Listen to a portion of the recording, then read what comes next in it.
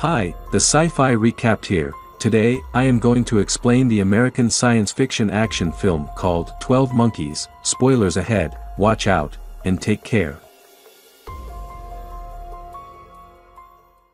The story is set in the indeterminate future. A virus, deliberately released in 1996 in multiple locations around the world, has killed off nearly all of the Earth's population, at least 5 billion people. Survivors have established an elaborate underground civilization because the Earth's surface is considered uninhabitable by humans. Animals roam freely, having re-inherited the surface. From time to time prisoners volunteer to don protective gear and gather specimens of insects from the surface to test for the presence of the virus.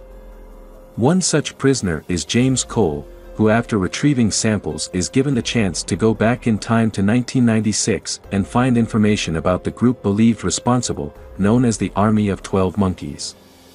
Throughout the ensuing episodes, Cole finds himself remembering, as if he were dreaming, various things that he witnessed as a child, including the killing of a man in an airport, a theme that persists through the story. Miscalculation sends Cole to 1990, and he finds himself incarcerated in an insane asylum after severely beating his arresting officers. His psychiatrist, Kathryn, thinks she has met him before, but his ravings are incoherent to her. Eventually Cole is sent to an insane asylum where he is locked up with other mental patients. When he stands for evaluation by the hospital's board, including Rayleigh, he asks if he can make one telephone call, a communication with the scientists of his time to retrieve him. The phone is answered by a random woman who has a bunch of crying children and knows nothing about any scientists. While he's in the asylum, Cole meets Jeffrey Goines, an off-the-wall patient who tries to help him escape, handing him a key to the day room's barred gate. Cole is quickly recaptured and restrained in an isolation room.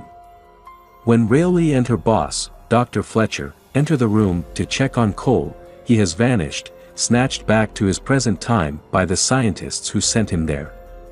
He is interrogated by the scientists and given a second chance to complete his mission after telling the scientists that he was sent to the wrong year, institutionalized and drugged. A second miscalculation sends him to the battlefields of World War I, where he is shot in the leg. As he crawls around the trenches, naked and in pain from his wound, he spots a friend, Jose, who is wounded and being carried on a stretcher. Before he can talk to Jose, Cole is suddenly propelled into the future. Arriving in 1996, Cole kidnaps Dr. Rayleigh and tries to convince her that he is from the future. He finds that Jeffrey Goines, whose father is a famous virologist, is now out of the asylum, working for his father, and has formed the Army of 12 Monkeys. Cole is now racing against time, and after a few mishaps, finally decides that he wants to stay in 1996 with Dr. Rayleigh, surrendering to the inevitable destruction of human life. They travel to Philadelphia, eventually finding a shabby storefront, the headquarters of Jeffrey Goines' Army of the 12 Monkeys. The organization is dedicated to animal rights and freeing them from abusive laboratories. The members claim they've severed their ties with Jeffrey because he'd become too unpredictable, radical, and went to work for his father, whom they consider their enemy. Kathryn and Cole travel to Jeffrey's father's mansion where Rayleigh removes the bullet Cole had picked up in the trenches of World War I from his leg. Dropping his kinder demeanor, Cole locks Rayleigh in the trunk of their car and leaves her in the woods. In the middle of a fundraising dinner, Cole meets with Jeffrey. Jeffrey rambles about how Cole, while they were both housed in the asylum, had given him the idea to release a virus that would destroy most of humanity. Cole leaves, chased by security from the mansion, and finds Rayleigh in the woods. While he rants about wanting to stay in Rayleigh's time, a furious Rayleigh honks the car's horn to try and attract attention from Dr. Goines' security, who are searching for them. When she turns to find Cole, he has disappeared again. Dr. Rayleigh soon becomes convinced that somehow Cole knows something. His predictions of the outcome of minor events is too uncanny. The radio had been following the disappearance of a 9-year-old boy believed to have fallen into a mine shaft, but just as Cole said, the boy is found hiding in a barn and the disappearance was a prank played by the boy and his friends. The bullet she'd removed from Cole's leg proves to be pre-1920 and forces her to check a photograph from her own research. taken on the battlefield which, impossibly, shows Cole in the trenches.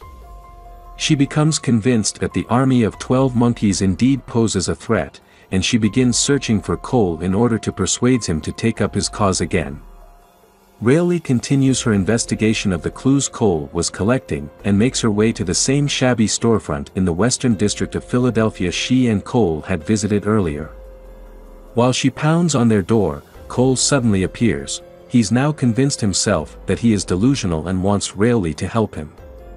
Inside the storefront, with his loyal followers and those who fear him, Jeffrey is rambling about how Rayleigh found him, that she must have processed his thoughts through a complex computer system to predict his next location. He and his loyalists leave with him to carry out their plans. Ultimately, they do not release the deadly virus, but kidnap Jeffrey's father and place him in a paddock at the zoo and release all the zoo's animals into the streets of Philadelphia. Cole and Kathryn learn the 12 monkeys' plan from the news. Cole realizes that the 12 monkeys are not the threat, and he leaves a phone message to that effect. Shortly after, Jose appears and approaches Cole with orders for him to complete his mission and hands him a revolver. Cole initially refuses, but then notices a guard from the present glaring at him. Jose makes it clear Dr. Rayleigh will be killed if Cole does not comply. Meanwhile, the police are after Cole for kidnapping Dr. Rayleigh. In an airport, while attempting with Cole to elude capture, Dr. Rayleigh recognizes Dr. Peters, a man who worked with Jeffrey Goines' father in the virology lab and who is an apocalypse nut. She rushes to inform Cole and frantically identifies him, along with his travel plans. With Jose overhearing her rantings, the man goes through airport screening and manages to persuade security that his biological samples, one for each of the many cities on his itinerary, are harmless, briefly opening one vial and holding it very close to the screener's nose. Dr. Rayleigh alerts Cole, and they attempt to stop the man. To Dr. Rayleigh's horror, Cole is shot by the police while chasing the real perpetrator, who escapes to board his plane. Cole's death is witnessed by a boy named James, who is with his parents, the young James Cole. Cole's dream is finally revealed as a memory of his own death. Young Cole and Dr. Rayleigh lock eyes for a moment. James' mother tells her son to forget about the incident and the family walks out of the airport to their car. On the plane, Peters takes his seat and starts a conversation with his fellow passenger. We recognize her as the lead scientist from Cole's present.